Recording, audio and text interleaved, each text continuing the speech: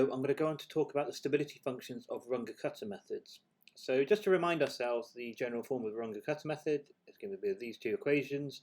Again, these should starting to become familiar to you now, and I've just noticed that subscript there should be J, so obviously that shouldn't be K, so I'll go back and correct that in the notes.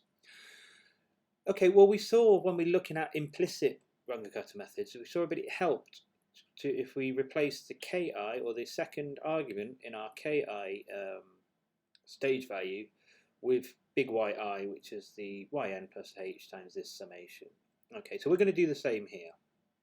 And the reason we're doing the same is because our test ODE, y dash equals lambda y, it does not have any value of t in it.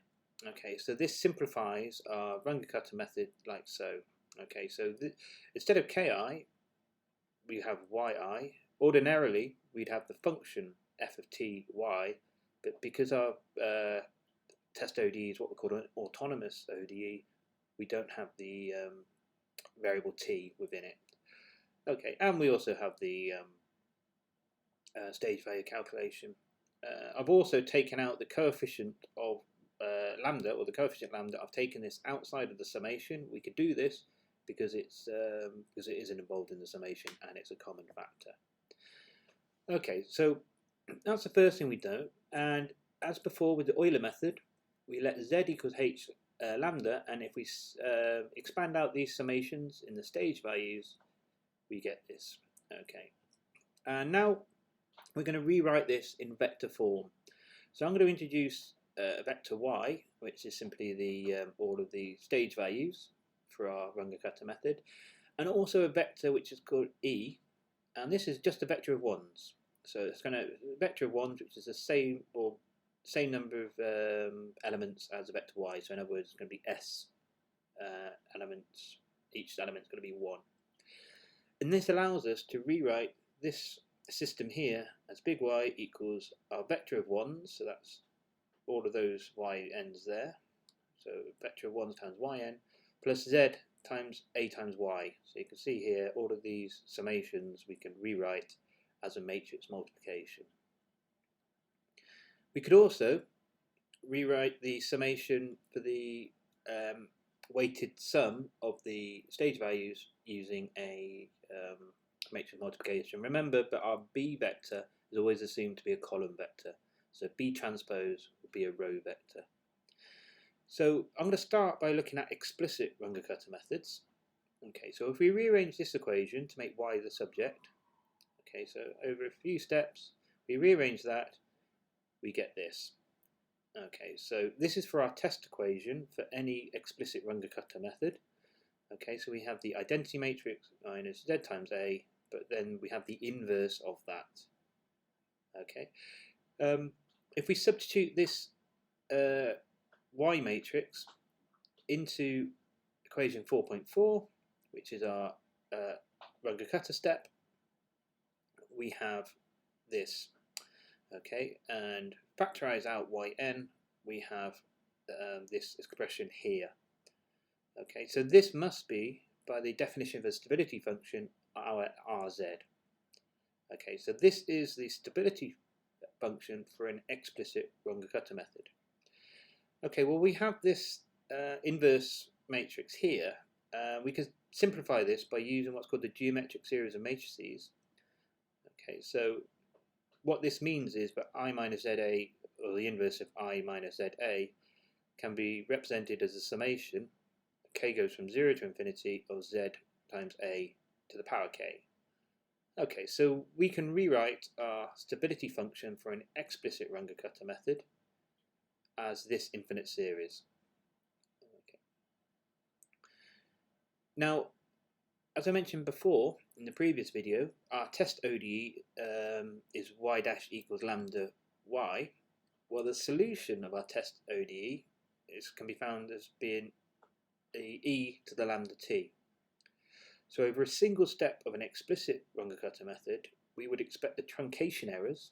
So remember, the truncation errors is the errors attributed to the truncation of the Taylor series. We'd expect the truncation error to change at a rate similar to that, so some exponential function in terms of z. Now the series expansion of e to the z okay, is 1 over k factorial times z to the power k. So we sum up all those, we have the series expansion. And if we equate the coefficients in 4.5 and 4.6, okay, you'll notice, but so for example, if we take second order one, okay, so we've got b transpose times a to e, okay, that's equal to 1/2. Okay, so if you look at, so when k is 2, okay, the power of a here is 1. So that's k minus 1 there. Okay, so what we need is for our stability function for our explicit Runge-Kutta method has to match, has to satisfy this. So let's look at an example. Here's a 4-stage Runge-Kutta method. Okay, let's say I do not know what the order of this method is. So just because it's 4 stages doesn't mean it's a 4th order method. Okay, so we know what B is. So B is these values down in the top right, bottom right region. C are the values in the top left region, and our A matrix are these values. Remember, most of the main diagonal and upper triangular elements are all 0. So using a bit of MATLAB, okay, so using MATLAB to help us with the calculations. Okay, so I've entered in the A, B, and C values. We have, well, our number of S is the number of stages, and E, remember E is our column vector of 1s, which has S. So this will be a 4×1 vector of 1s. So now what we've done here is we're going to loop through each stage. Okay, so we're going to calculate the coefficients. That's B transpose times A to the power k minus 1 times E. So that is this here. Okay, and this, what this has done is it just appends the coefficient, or what it does is it has some string, so just so it outputs it in a nice manner. Okay, so RAT's coefficient means rationalize it, so this will give the coefficient as a fraction, and strtrim just trims a string. Okay, so if we run that, and you can see this is the output, so our stability function for this Runge-Kutta method is 1 plus z plus 1/2 z squared plus 3 over 16 z cubed, etc. And what we do is we compare that to the series expansion of e to the z, which is given here, and the highest order term for which these both agree is the order of our method. So as you can see here, these agree up to second order term. So if this was 1 over 6 z cubed, that would be a third order term, but it doesn't agree with these third and fourth order terms. So this is a second order Runge-Kutta method. Okay, so we know that explicit Runge-Kutta methods, their stability functions are the same as the series expansion of E up to that order. So what I've done here is we have a MATLAB code.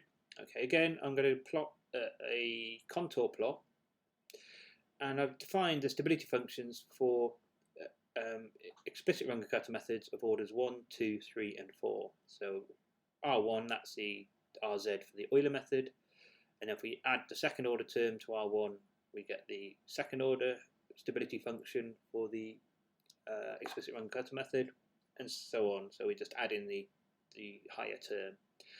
Okay, so if we plot that, this is what you get. So these are the regions of absolute stability for the explicit Runge-Kutta methods. So you can see the blue one, that's the Euler method. The red line, that's the second order Runge-Kutta method. Black line is the third, and pink or magenta line is the fourth. So one thing you'll notice actually is as we go up in the order, we have a greater interval of absolute stability. Okay, so that's explicit methods. What about implicit methods? Now the simplest implicit method is known as the backwards Euler method. Okay, so this, as you can see, this is an implicit function because what we're trying to calculate on the left also appears on the right. So if we apply this to the test ODE, y dash equals lambda y, and rearrange, we get this coefficient of yn. Okay, and remember h lambda is z, so our stability function for the backwards Euler method is 1 over 1 minus z. So stability functions for implicit methods take the form of a rational fraction. So Rz is the stability function, and we have a polynomial Pz on the numerator and another polynomial Qz in the denominator.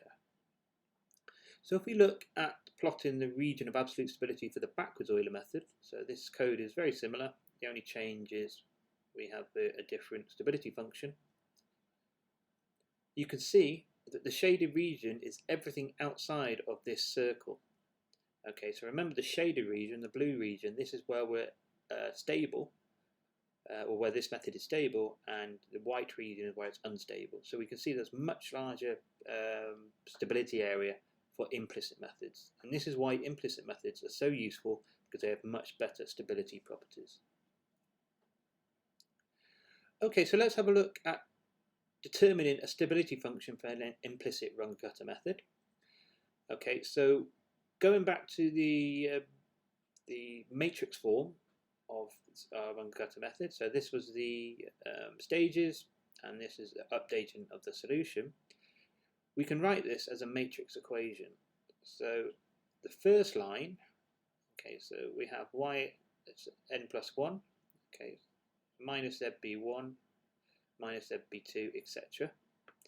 Okay, so that's the first line is that equation. For all other lines of this matrix here, this is the stage values. Okay, so it's just same thing, but just expanded out, written as the matrix equation. Now we're going to use Cramer's rules to solve for the yn plus 1 using this system. So this is a linear system because we had a linear ODE. So we're going to use Cramer's rule to solve for this. Okay, so if you remember from the first year Cramer's rule, so on the numerator you have the determinant of the coefficient matrix with, in this case we have unknown is the first unknown. So we replace the first column with the constant vector on the right hand side. Okay, and we solve for this, and this is divided by the determinant of I. So if I just take this submatrix here, this is a submatrix I minus ZA. Okay, we can perform a row operation. If we subtract the first row of this matrix from all other rows, okay, we end up with this matrix here. So remember, performing an elementary row operation does not change the system. Okay, so if we do that, we get this stability function for an implicit Runge-Kutta method. So this 4.7. So this is what we're going to use. I should mention, but E times B transpose, this is a bit of a fudge. This is a diagonal matrix with elements of B on the main diagonal. Now the reason why we got it in this, reason why we got it here is just so that we can apply, or we can write it in this succinct form. Okay, so we use equation 4.7 to determine the stability function for an implicit Runge-Kutta method. I'm just going to go back up quickly to remind ourselves this is the plot for the backward Euler method. Okay, so we mentioned, but this has much greater area of absolute stability than an explicit method. Okay, well, one property of implicit or some implicit Runge-Kutta methods is the idea of astability. Now, astability essentially means there is no limit, so no limit placed on the value of h, which will result in an unstable method. Okay, so this is known as astability. So definition of an astable method is the region of absolute stability satisfies this. So for any z, which is a complex number in the left-hand side of the plane, so in other words, a complex number with a negative real part, but our stability function is less than 1. Okay, so the theorem we're going to use, I'm going to use a theorem here, which when given an implicit Runge-Kutta method, with a stability function of the form pz over qz, and remember p and q are polynomial functions in terms of z, we're going to define another polynomial function, which is called ey, which is made up of p and q, and with imaginary values instead of z, we have iy, and instead of z there we have minus iy. So ey, we have to, once we've got the stability function, we know what p and q are, so therefore we can determine what ey is. So the theorem states a method is astable if all roots of qz, which is the numerator of our stability function, have positive real parts, and also our function ey is always positive for any real number, for any real number y. So let's have a look at an example. So here I've got an implicit Runge-Kutta method.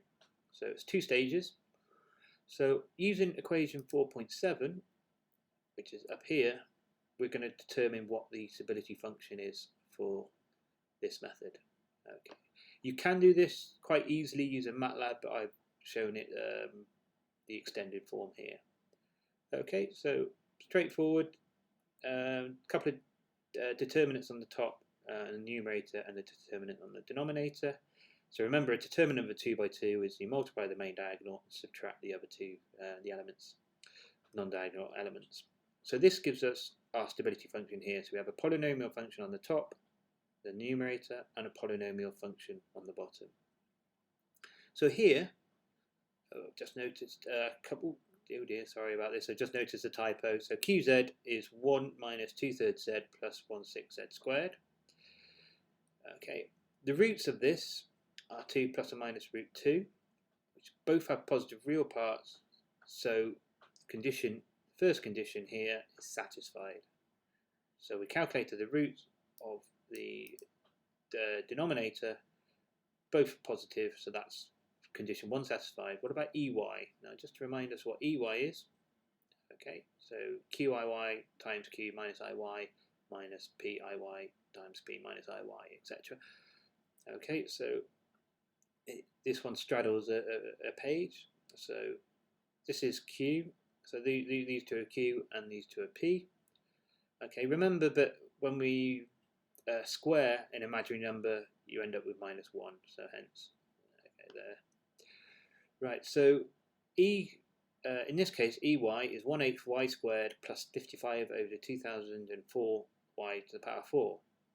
So if y is any real number, because these are even powers, this has to be positive. So e to the y is always greater than 0.